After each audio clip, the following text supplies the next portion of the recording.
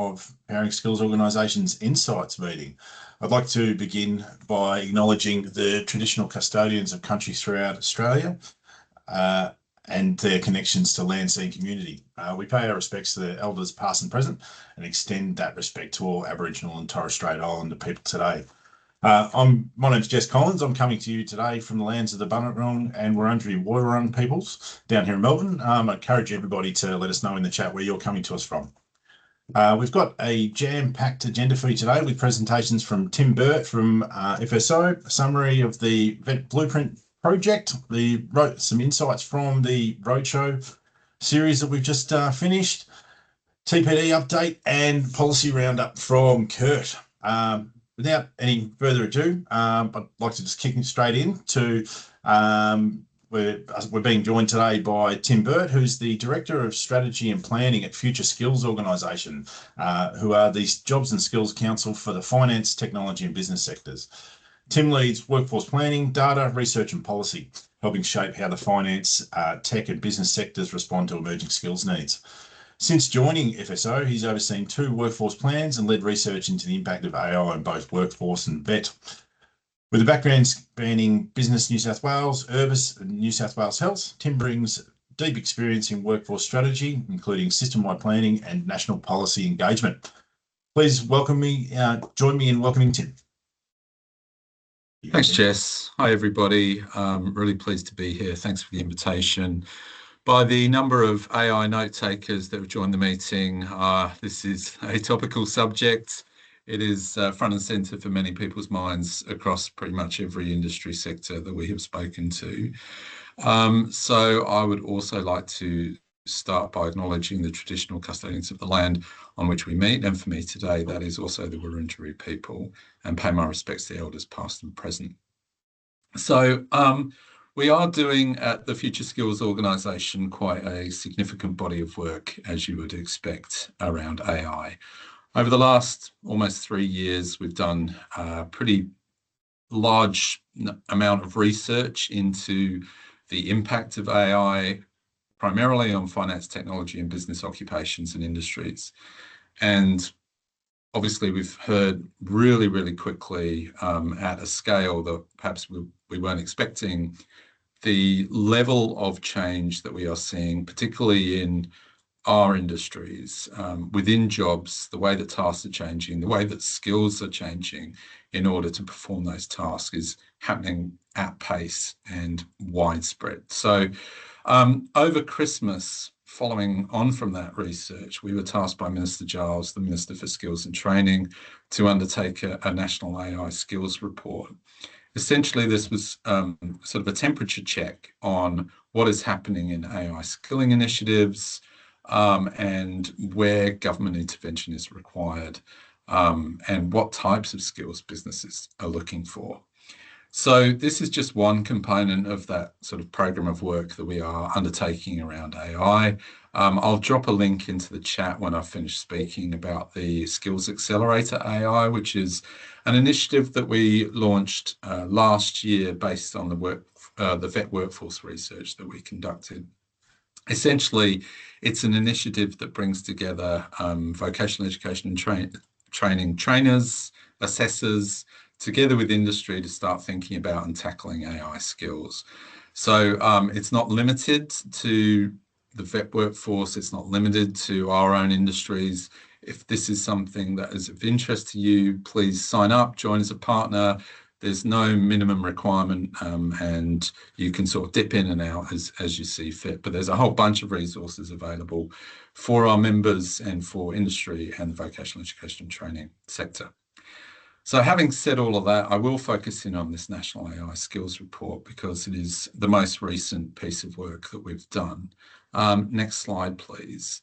And I've sort of indicated how we thought about the question or the task that we were given by Minister Giles.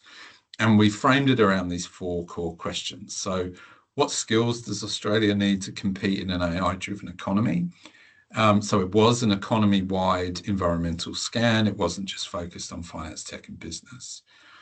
The second question is, well, do we have the right skills initiatives in Australia to deliver those skills? If not, what are the gaps? What needs to be done? The third question was, how do we ensure that First Nations people's considerations meaningfully shape the impact of AI upskilling initiatives? And the final question, and this is really where we wanted to get to as an organisation, is, well, what's needed to mobilise the nation around AI skills? What's missing? What's working well? What can we build on? What can we scale up? So in order to answer those 4 questions, next slide, please, we undertook in a really short space of time, so just between January and delivery of the report in early May, these 4 work streams. So a skills and usage scan, a literature review, both nationally and internationally, of AI skills across the nation, what that means and what that means overseas. We did a really short, sharp update of the Jobs and Skills Australia job ads analysis to sort of start to think about AI skills in demand. And that's building on the work that JSA undertook last year. The Generative AI Workforce Capacity Study was started to be published in August last year. If you haven't read it, I do encourage you to read it.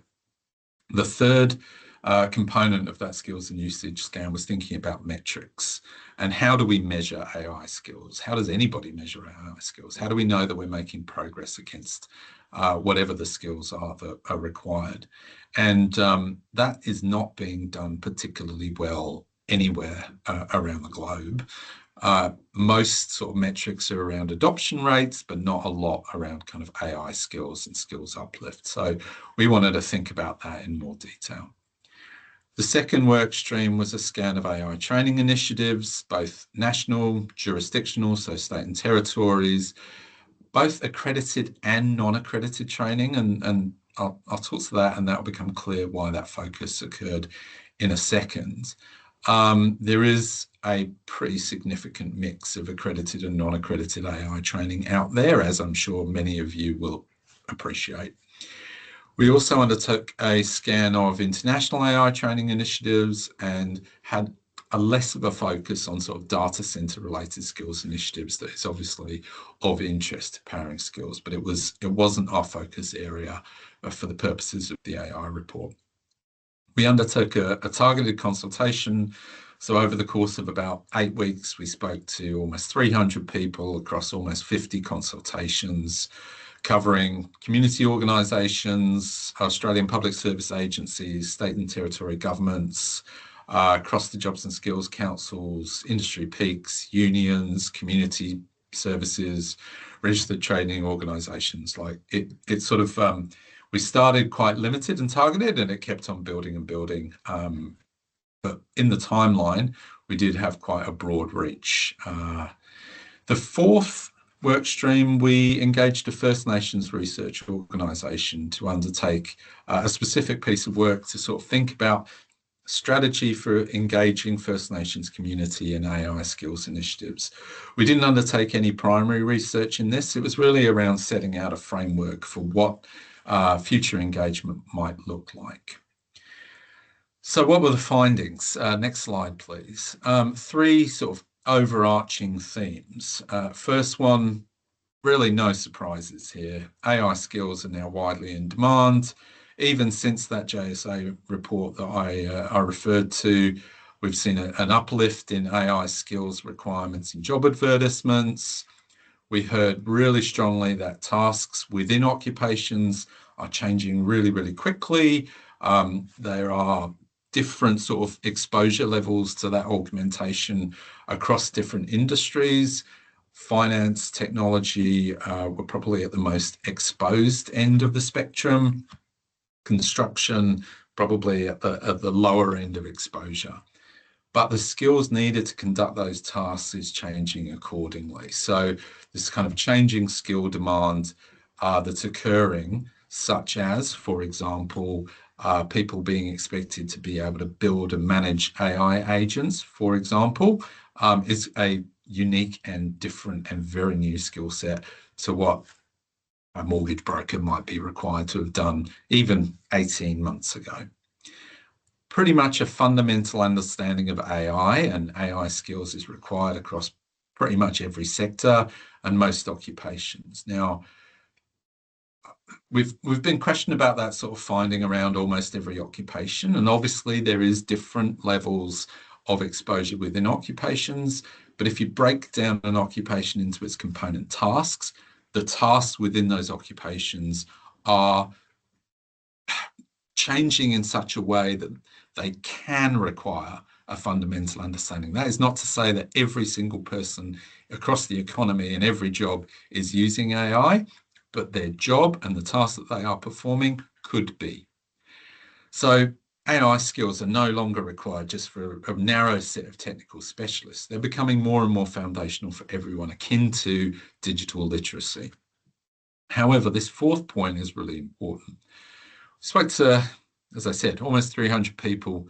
Pretty much everyone had a different definition of what are AI skills. There was no clearly settled, clearly articulated definition. So there's no labour market signal for learners, for potential learners, for the community at large, or for employers or training providers on where we should be investing and the types of skills uplift that's required.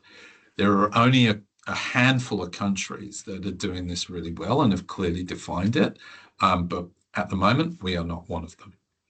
The second one is in training and education, business as usual isn't working. So we found a very sort of fragmented training landscape, quite a bit of duplication happening, and sort of slow responses occurring, particularly in accredited training. And what this has led to is the majority of training is non-accredited. So we've seen vendors in particular step into the space, but a lot of that training is focused on kind of basic tool use. And what we heard was really critical, and it was a significant gap, is the need to uplift people in thinking about the application of the tools in their workplace context. What does it mean for me? What does it mean for the workflows that I oversee? What does it mean for the processes? How do I embed it to increase the productivity in my workplace? Those sort of training, which is largely kind of a change management type set of skills, was largely lacking. We heard poor coordination across education and training, and certainly it came out that ongoing upskilling and reskilling is required. This is not a one and done training. The pace of change that are occurring with the tools and new elements such as, for example, Claude Design, which was released in the last couple of weeks. This is going to fundamentally change how people work. You're not going to be able to say, well, I've done my fundamental AI training and that's going to be sufficient. You will need that, but you will also need to continue to build on it. The third theme was that the immediate priority is the skills for the majority. So as I said at the beginning, pretty much everybody, if not already, is going to need a fundamental understanding of AI. And it was felt that this is where the largest gaps exist across the entire community. And that's where training should be focusing and uplifting. And that will be where the primary sort of productivity gains will be felt. So there was sufficient agreement across those 47 different groups that there is urgency here. We need to act now, but we also need to lay the foundations for what comes next. So we did put forward some recommendations, and I'll only talk to these in a very high level. So improving that coordination across the training system and thinking about how we can build on, leverage each other's learnings. Everyone's sort of rushing to it, but thinking about how we can coordinate and share findings is going to be really important. Secondly, that training I mentioned about addressing those existing training gaps. So we are doing some work at FSO. On our website, you can have a look at the AI units that are in development at the moment. They're pretty close to being finalised. We want to try and get those into the market, into the training market as quickly as possible and get them into learners' hands as quickly as possible. So we put forward some recommendations around how to sort of hasten that because it is urgent and it is a gap. And the third one, and again, we've started some work on this, is around the foundations for setting those labour market signals. So over the next couple of months, we have a draft AI skills framework that we'll be looking to launch at our national forum on the 19th of August in Canberra. So we are looking for a sort of a group of supporters who are willing to sign up to this charter that say, yes, these are the types of skills, these are the AI skills. It may not be perfect, but it is a starting point, so that then can start to inform behavior of the training system, help learners in the community really understand what is going to make a difference for them. So that's a short summary of the AI skills report. I will give another quick plug to this, the Skills Accelerator AI. If you're interested in this work or you want to engage with us more broadly, I'll drop the link into the chat. Please do reach out and participate. And thanks so much again for having me. Happy to take any questions.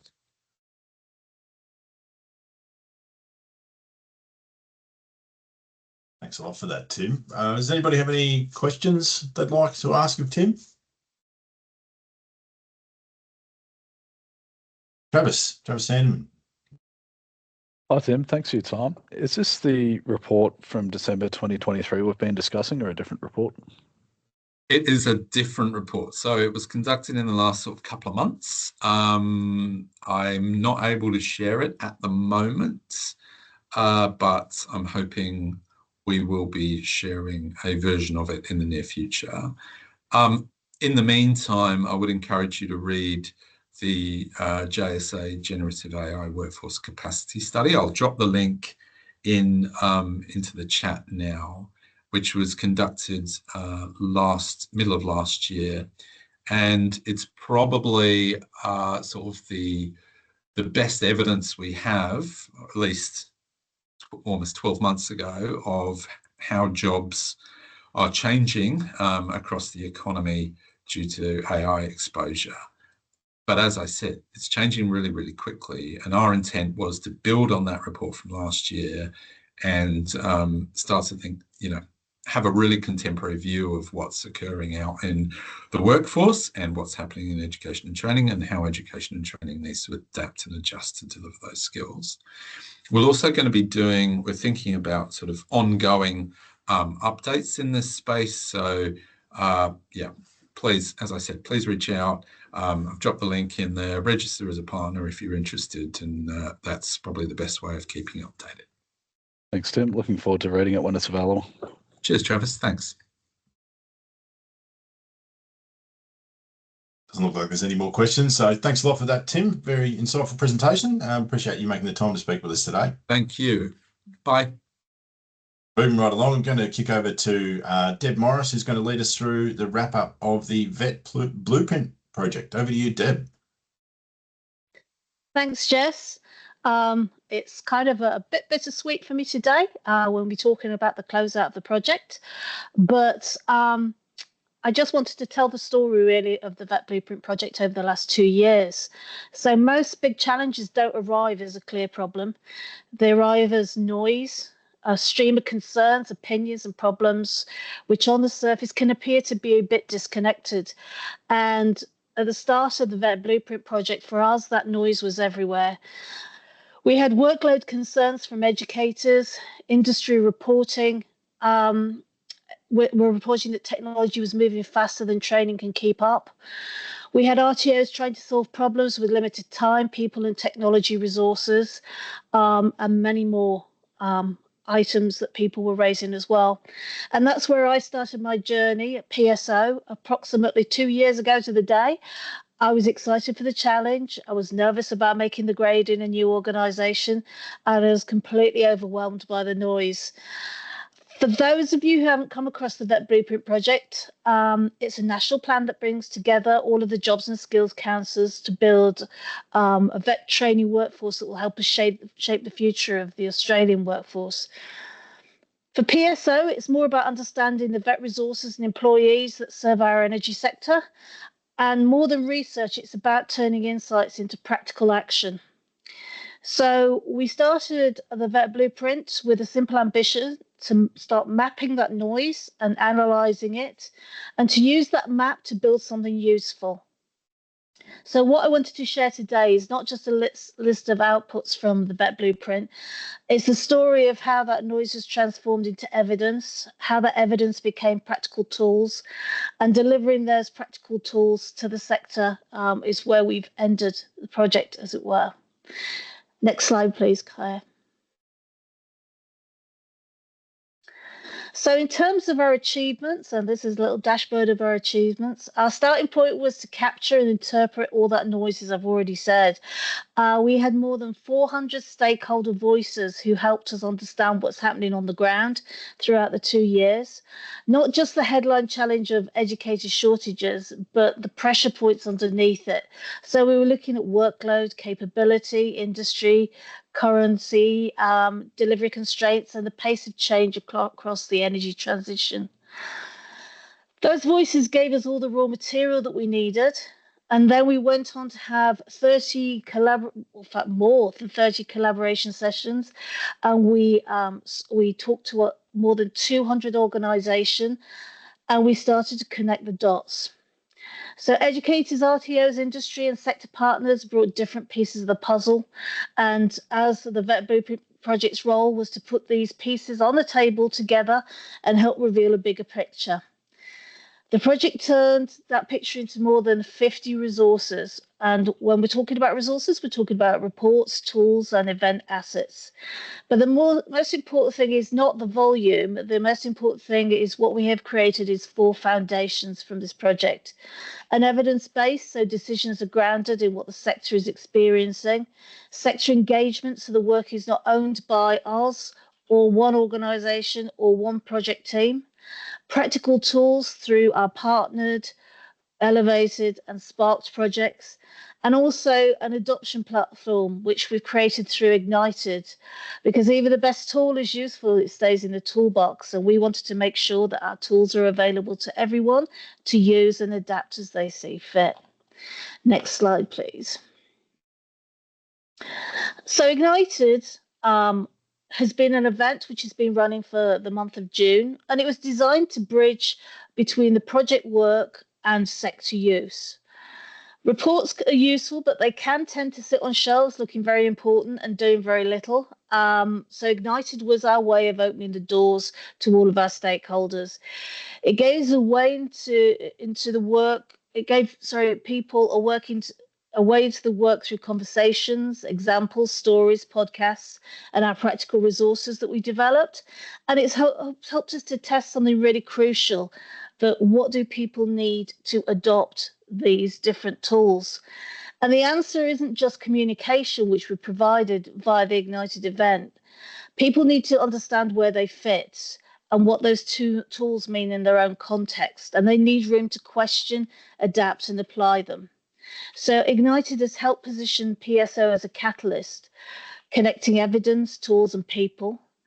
And that matters because workforce change is not a solo sport. It needs industry, vet providers, educators, governments, and partners all pulling on the same rope to move forward. Next slide, please. So all of those 50 resources that we've talked about are now available for those who would like to learn more or have a look at those. There are the QR codes there, and we've also popped the URL links to our website where they're situated there as well. Now, they're not intended to become a museum of project artifacts. They're designed as a working toolkit. So whilst our project publications capture all the evidence, the story, and the key levers for change, our Ignited event assets create a more accessible entry point. So they consist of videos, podcasts, case studies, implementation guides, and toolkits. Together, they allow different audiences to approach the work from different perspectives. For example, someone may want to view all of that detailed evidence and understand the problem, in which case they would start with our publications. Someone else may need the implementation guide to look at how to practically implement some of the ideas that we've put forward. Someone may hear a podcast and recognize their own experience in the story and enter from that perspective. Or someone may use a case study as the starting point for a conversation in their organization. And that's how the adoption starts. It's not overnight. It doesn't start with everyone reading every report, but with people finding the piece that helps them to make their next step. Next slide, please. So this project has been a real journey for me and the rest of the Vet Blueprint team. Some would say a windy journey, some may say a bumpy journey, but a journey nonetheless. So first of all, we start by mapping the terrain. So we wanted to understand where the pressure points are, where the gaps are, where there's duplication or disconnected effort. Then we listen to the people within that terrain, so the RTO workforce, the learners, and industry, and that gave us sector insight. And from there, we identified our focus areas for our action projects. We had 3 action projects: partnered, focused on building relationships between industry and the vet sector; elevated, which focuses on educated professional development and career pathways; and finally Spark, that tests what more meaningful and supported and practical professional learning can look like. And then we came to our adoption showcase event, which was Ignited. That created visibility, connection and sector conversation around all of that work. So the project hasn't just been a straight line from research to report, it's been a progression from diagnosis to design to testing and adoption. And now we're about to move into our final phase, which is the transition of the Vet Blueprint insights and resources into practice. Next slide, please. So the Vet Blueprint closes this week, and this is where our project changes shape. So project delivery moves to an operating asset. What we learn becomes evidence that can inform future decisions across the sector.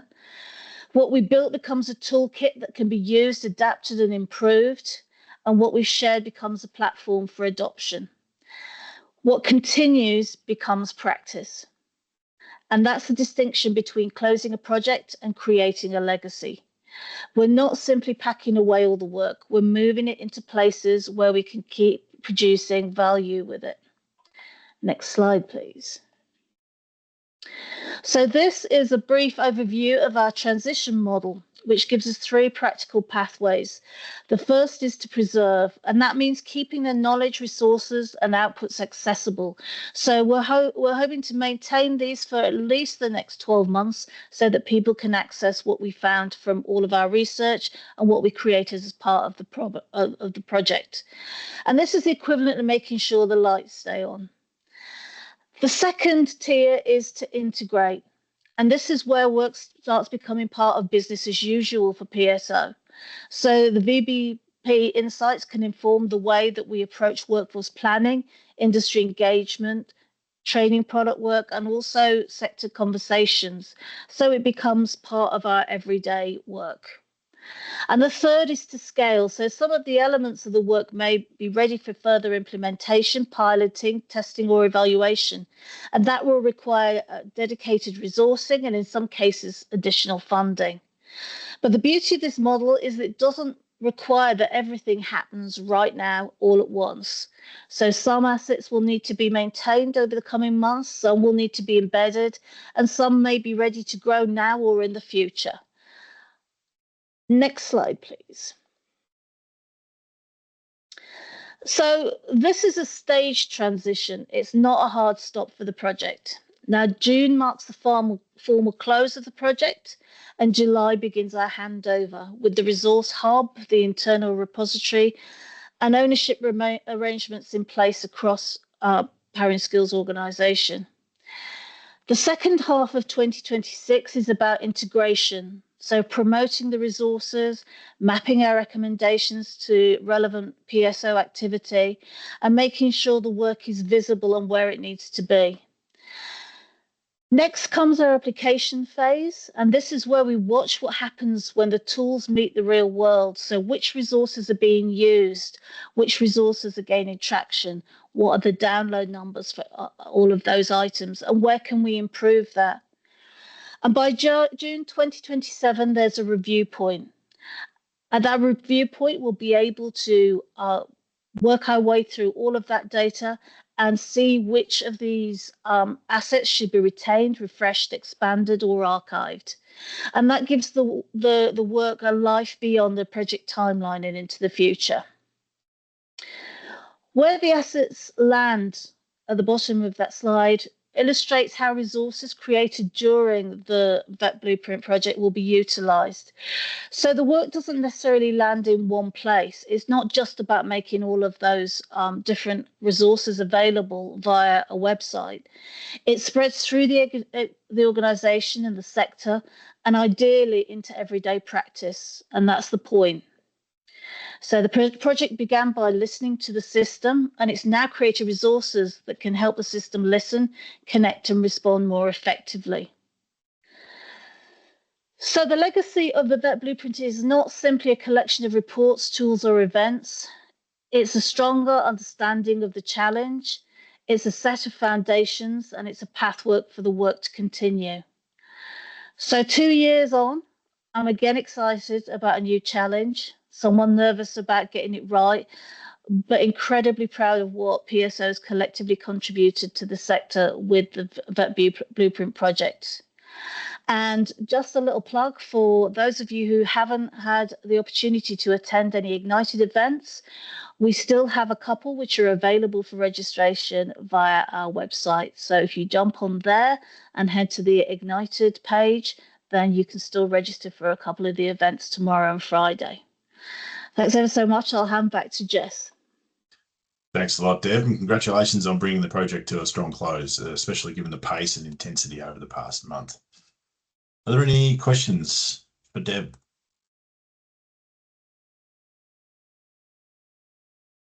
Looks like you got off lightly there, Deb. Fantastic. Oh, we've got one from Scott Neal. Yeah, thanks, Deb, for that overview, and thanks for hosting today. I have a quick question. It may not be the right place for it, but from the work that you did around the VET Workforce Blueprint and what it meant for the electrical kind of trade sector, what was the issue, like the big issues holding back the workforce capacity, and what are you kind of doing about it? So, like, what's the shortfall of supply? What's the strategy to kind of deal with that? How do you deal with all the issues that you've kind of uncovered? Because you gave us a really good overview of the volume of work that's gone on in those reports, but I just wonder if you had any insights in terms of what's next and where do we need to focus effort? Absolutely. So in terms of supply of educators into the energy sector, I think that one of the main problems has been obviously that there's a discrepancy between pay levels moving from trades into education. But the thoughts around that from a number of educators we spoke to was that the lifestyle changes more than makes up for that. The other issue, I think, is that we don't, I think that transition is very complicated in that although you may have the trade skills, developing the educational skills that you need is quite complex. So we're looking at how we can maybe look at supporting new educators through that period, through getting their TAE and also supporting them with some classroom management practice as well. The other thing which is covered by Elevated is that career path as well. So once you enter into being an educator, how do we professionalize that education pathway and give people options for career transition and career pathways through the VET sector? So having a look at some of that as well. And Elevated also talks an awful lot to about how we provide ongoing lifelong learning in a professional development format and how we deliver that professional development as well. And I think that currently a lot of that has been very compliance based. So it's attending a webinar, it's a tick in the box to say that you've attended that webinar. But where are we actually providing evidence that we've learned something and logging that evidence? So it's a longer period of time to get across that PD and a longer pathway through that, that PD, but it's actually more valuable at the end of it. Is that okay? Yeah, thank you. It's great. Thanks. I'll have a look through the reports and come back with anything further. Appreciate it. Love to speak to you. No problem. Thanks a lot, Deb. All right, now we're going to hand over to Nigel Haywood, followed by Peter Adams, who are going to talk you through the High Load Short Supply Roadshow, which wrapped up last month. Over to you, Nigel and Pete. Fantastic. Thank you very much, Jess. Good morning, good afternoon, everybody. Peter and I can do a bit of a tag team on this one. So what I'm going to do is cover off a little bit about the roadshows, share some data with you. Then Peter's going to go into a bit of detail around some of the content. So roadshows, there's a map there which indicates the locations that we went to in 2025, starting with Perth in February and finishing with Townsville late in May. So it was an opportunity for PSO to connect with its stakeholders and to actually for us to play a role in facilitating stakeholder to stakeholder connection. And it was really pleasing to see at each of the locations that I went to, which was quite a number of them, the opportunity for stakeholders in the room to connect, and can't underestimate the importance, I think, that the roadshows played as a mechanism for allowing that to happen. It also wasn't PSO standing and delivering from the platform, so to speak. What we were doing was we were covering off content using the framework that we had for our workforce development plan, which is the 4 Cs: capacity, capability, culture, and confidence. And so we presented information, but then also looked for the views and perspectives from people who are attending the roadshows around the issues associated with those 4 themes in relation to the energy transition. So we were very much there focused on finding some solutions to the workforce problems that we identified. And really importantly, it's not all PSO's work to do things and to address the issues that we raised and the issues that came to light in the roadshows. It was actually building that shared commitment from stakeholders and from others to actually be working on the challenges that we've identified collectively together. Next slide, please. Okay, so this talks about attendance by location. Well done to those of you from Perth or Melbourne. I'm joining from Perth today. So Perth had the strongest attendance, followed by Melbourne. If you look at that, got your calculators out, it's a total of 215 participants there across the 10 locations. And you can see there from the right-hand side, I think the team that delivered the sessions, you can see there the overall experience rating. Not giving ourselves a pat on the back, but that's not too bad from an experience rating. Really pleasing to know that people got something out of the roadshows. There were a lot of people invested in it from the participant participation, and it's really pleasing to see there from that feedback that we hit the mark. Next slide, thanks, Kai. This starts to go in who was in the room, and this is aggregate. So this is across all of the 10 roadshows. No surprise, we had strong representation from RTOs. As those of you on this call will know, we're in the middle of the UEE review at the moment. So there's definitely a lot of interest from RTOs around what it is that we're saying on the review in relation to the 4 Cs. We also had a very strong participation from other government agencies, and you can see their industry skills associations, peak bodies.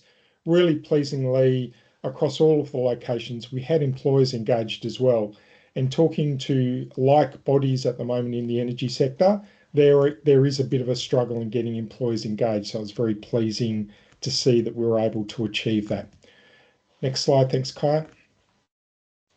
And this gives a little bit of an idea about who was in the room, taking that previous one and breaking it down into each locations. You can see there Perth and Melbourne with the very tall green bars. They are the public RTOs, so the TAFE College representations, very strong in both of those locations. Melbourne and Perth also very strong from an employer perspective. And you can see there as well, Canberra had a strong representation from public RTOs as well. Hobart, by contrast, had a very strong government representation.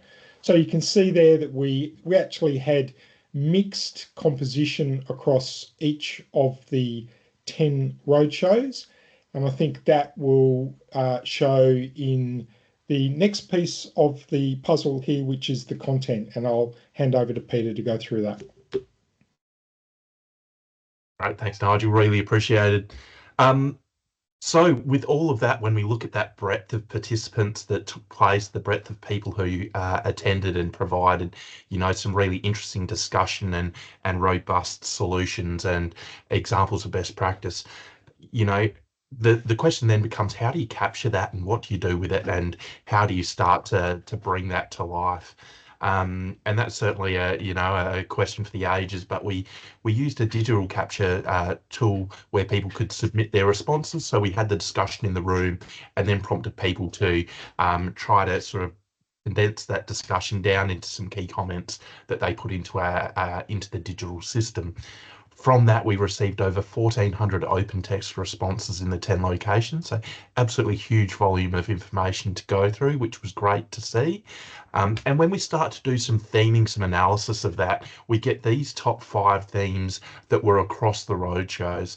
And what became really clear was that, there are really clear, reinforced, shared problems and opportunities that, regardless of jurisdiction, regardless of region, are really consistent across all.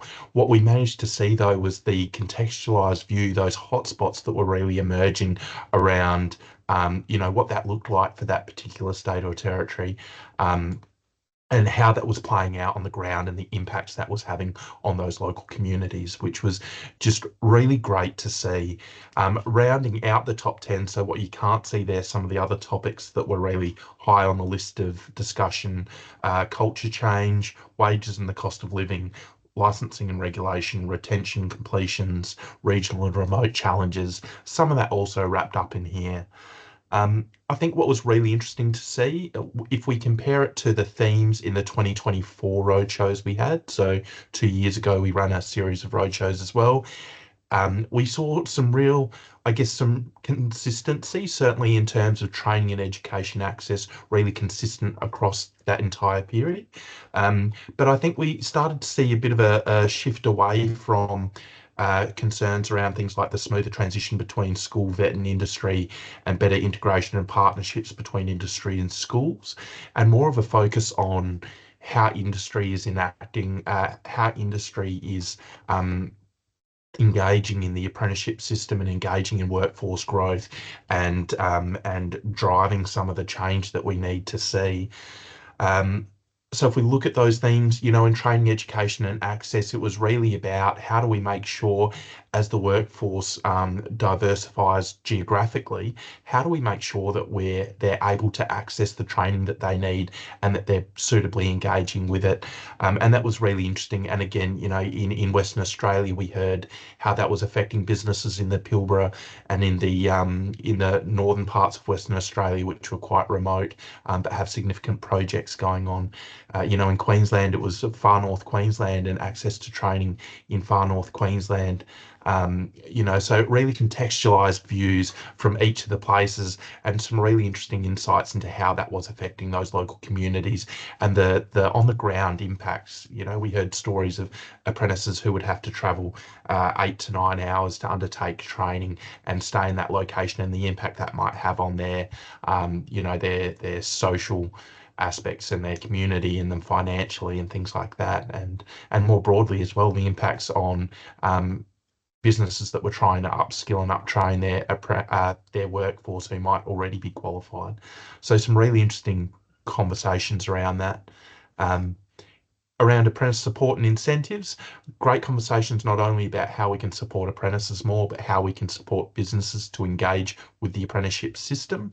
Some strong recognition that, support is a really critical element in making sure that both apprentices and employers remain engaged in the system, and some great novel ideas around some of the supports that we can enact across the system, and some examples of best practice that really need to be, made more visible, and that we might be able to advocate for further scaling across other jurisdictions. And that was really heartening to see. Employer engagement remained a really critical element. A lot of talk about how we can foster the relationship between industry and the training sector, and particularly around how we support small businesses and keep small businesses engaged amongst the various frameworks that are involved with skilling and growing that workforce, like the apprenticeship system and like the training sector. A really strong theme as well on, we know there's a lot of great proactive work that's being done by by large organisations. How do we start to flow those learnings through, and how do we help small business leverage those learnings and incorporate them into the way that they work to really accelerate our progress in some of these key areas? Mentoring and supervision, always a really hot topic, and some really interesting insights there. We heard a lot about retention, opportunities for accelerated learning, and increasing safety outcomes and increasing productivity through upskilling, I guess, not only or through support, not only through mentoring programs, but also upskilling supervisors to make them more effective in how they pass on those skills and how they foster that relationship with those apprentices. And great examples there, again, place-based examples like the Big Sister program, which is going on in South Australia in WA. So really great insights, and let's have a bit of a look now at what that looked like in a few individual voices. Kaya, next slide, please. So here we can see some individual quotes, and although they are, I guess, site-specific to the roadshows, they really represent that really aggregate view that sort of came through those themes. Around the apprentice support and incentives and employer engagement, that government policies are needed to support businesses to have that confidence to invest, to drive employment and to drive those apprenticeships. We saw around training, education and access, that need for post-trade training that is relevant and meaningful, and the need for us to really highlight what that clear benefit is with post-trade training, so that employers can really look at what that value proposition is and be confident in making that investment to grow the skills of their workforce. Again, around training, education and access, regional mobility classrooms and the opportunities that they raise, and the critical link that they could be to help train some of those more regional and remote communities. And certainly, from a culture perspective, that need to develop a training culture, that need to develop a culture of lifelong learning that keeps the sector growing their knowledge, growing their capability, and adapting and adopting new technologies to help increase productivity and start to lessen that skills shortage and the impact of the skills shortages that we're currently seeing. Thanks, Kaya.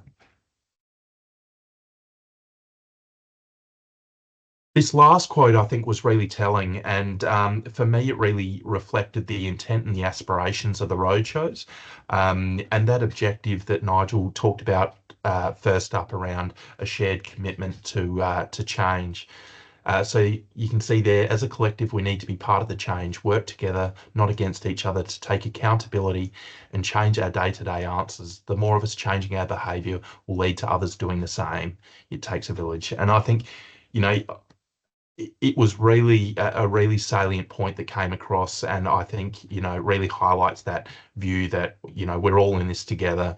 No one action is going to be a silver bullet to what we need to do, but through step change we can make significant impact, and we're starting to see some of those impacts already, which is just wonderful to see, and some really critical growth in some of the areas where the industry's been underperforming in for a long time, like your diversity of workforce and like the commencements of apprentices. Next slide. Thanks, Kaya. So I guess the important thing, where is all of this going to lead? It's great that we achieved, building those connections, building those relationships, not only between PSO and the people who attended and all of you here today, but it's also important that, the information and the insights we got can lead to tangible results and can drive some of the action that we've sort of spoken about, and really provide that visibility as well of those opportunities and best practices that might already be occurring. So what will it lead to? Certainly solutions ideation and design. We're looking through all of the solutions that were proposed. We're looking through all of the instances of best practice and really looking at, what might be effective to solve some of those really pervasive industry issues that we're facing. And, the information that we've gathered there, and the introspective thought from industry around how effective some of those programs have been is just hugely beneficial to the organisation, and something that we're looking forward to sharing with you all as time goes on through our emerging projects. So the next thing, future projects and pilots. How do we shift some of those ideas from that ideation, from that design, or from the pilot phase into a larger space, and how do we start to help them get some more traction and stand up future activities and projects that might align with those ideas. And finally, the information and insights we gathered will go through all of our workforce planning research projects. They'll help inform the information that we put back out to industry. They'll help inform the information that we provide to government on the depth of these issues, the breadth of them, and how we might be able to address them, and how we might be able to make positive change, and where that change should sit as well. So I guess important for me to say a huge thank you for everyone who participated. The information you provided was hugely beneficial. I hope you all gained a lot of insight from the data we were able to provide as well. And we're looking forward to you hopefully start to see those voices really reflected in the future products that we're putting out, like our 2026 targeted workforce update and our other bits of research that are coming out in the near future. So keep your eye out for that. Thank you very much for attending, and I'll pass back to Jess. Thanks, Pete and Nigel. I'm going to jump straight over into Phil for an update on training product development. Thank you. If we can just jump to that next slide and we'll get straight into it. So some good news here from the training product development team. The Gateway project, which is our certificate 2 into the gateway into the energy sector, is now completed and is live on TGA. So that's fantastic news there. Our V2X accreditation, vehicle to everything, is also in its final stages now and is with skills ministers for approval. So some extra good news there again. With our remote communities moving along pretty well there, our qualification structure is in place now for the Cert 3, and drafting is underway in the units of competency. And the Cert 2, as we pointed out before, will probably move over into that UET space, as it's not really fit in that UEE space anymore. And also just an update on our mapping, territory, licensing and regulations in the final stages now for those 3 components as well, and we're looking to get them off to JUA very shortly. So some good news there. But I suppose the one you are more or maybe more interested in is our UET full product review. And as you can see there, we're progressing quite well. Heaps of products, heaps of training products in this space. We've got about 280 that are in process at the moment, various stages of draft and final drafts. There's a few there that aren't started, another couple of hundred. And then we have that other column there of products that we've sort of parked for now. They're not deleted as such, but ones that will be reviewed and just finding out what is actually needed moving forward as we work through it all. As we move on to the next slide, I was hoping today to spend a little bit of time on this, but we are pushing it a little bit. But I just wanted to say that we are looking at revising how we look at our CVIG. We've been getting lots of comments from our SME groups and our stakeholders about how big and overwhelming it can be in a lot of cases. And then we get from our stakeholders as well about we want to have this implementation and support going on that might include resources and guidance and those sorts of things. So what we wanted to do is be very clear, and maybe we can spend more time in a further meeting around this, but you know, what is actually included in the CVIG. It is part of our documentation that must go to assurance as part of our TPOF, or the Training Package Organising Framework. But I suppose the key one there is the IPM that will actually give us the flexibility to put those other things in. And as I said, like a little bit more time. If we just flick to the next slide.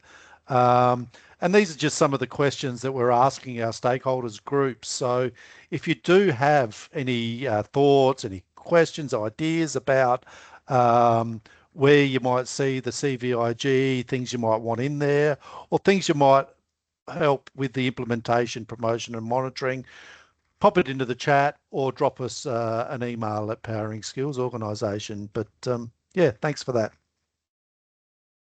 Thanks a lot, Phil.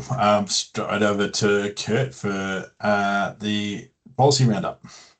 Thanks for that, Jess, and good afternoon, everyone. And as always, there's no shortage of activity in our sector, so I'm going to briefly run through a few recent developments that's caught our attention.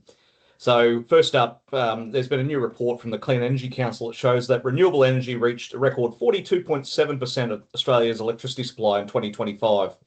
So while 5.9 gigawatts of new renewable generation was added last year, financial commitments for new generation projects also fell by 46%.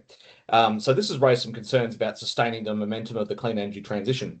But the big highlight is that the report also says that 2025 was the breakthrough year for batteries. A record 4.3 gigawatts of new large-scale battery projects reached financial commitment, while home battery installations increased 260%, largely driven by the Cheaper Home Batteries program. So in a relatively short period of time, Australia is now the world's third largest market for utility scale battery storage. So taken together, these figures suggest that the energy transition is reaching a turning point, with the focus increasingly shifting on beyond renewable generation to storage and system integration. And importantly, these structural changes to the grid are now beginning to have tangible effects for consumers. We saw that reflected in the Australian Energy Regulator's 2026-27 default market offer, which will see electricity price reductions for many households and small businesses in parts of the country from 1 July.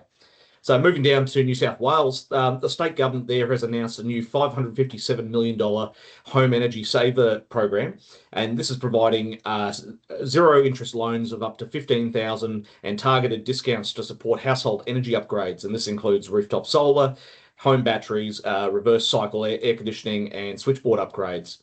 And the program is expected to benefit around 32,000 households in that state. And it's one of the latest in a series of major energy announcements that the New South Wales government has done this year. And it shows there's going to be a lot stimulating further demand for electrical workers in our largest state. Moving on down to Victoria, as governments look to accelerate electrification, there's also a growing recognition of the need to expand the apprenticeship opportunities. So the Victorian Premier recently announced a plan to establish a State Electricity Commission Apprenticeship Academy, which would support up to 2,000 electrical trade apprenticeships over 4 years. Now, under this proposal, the first full intake is expected to commence in January 2027, although the delivery of the program will likely depend on the outcome of Victoria's state election in November, which a recent polling suggests will be very competitive. So regardless of the election outcome, PSO has welcomed the proposal as an example of the direct role that governments can play in expanding that energy apprenticeship pipeline. And another report that's worth noting this month comes from the Centre for Policy Development. Its new report, Warp Speed, examines what Australia needs to do to rapidly accelerate the deployment of renewable energy infrastructure, and it's identified workforce availability as one of the key barriers to faster delivery. So PSO was really pleased to provide feedback during the development of this report, and it's encouraging to see that our workforce research was used to inform some of the findings and recommendations. And also to toot our own horns, several of their recommendations also closely align some of the ones that were in PSO's 2025 policy report. So I recommend having a read if that's of interest. So just wrapping up here. So the common thread running through a lot of these new developments is that the policy challenge is increasingly shifting from setting targets and to issues around delivery. But we're also increasingly seeing how these policy commitments that we've been talking about for the last year, particularly around batteries, are starting to really translate into action on the ground. So thank you for your time, and I'll now hand back to Jess. All right, thank you very much, Kurt. I appreciate everybody who's presented today. I will flag that there were a couple of questions in the Q&A. I missed them. Apologies. Didn't see them there until just after Tim had gone. There's another question there from Jane for Pete, who will respond in there. But we will send over those other questions for Tim Burt and then get a response from Tim and get them back to you. We've run over time today, so unless there's any burning questions, we'll just say thank you very much for coming along and we'll see you at the next Insights session.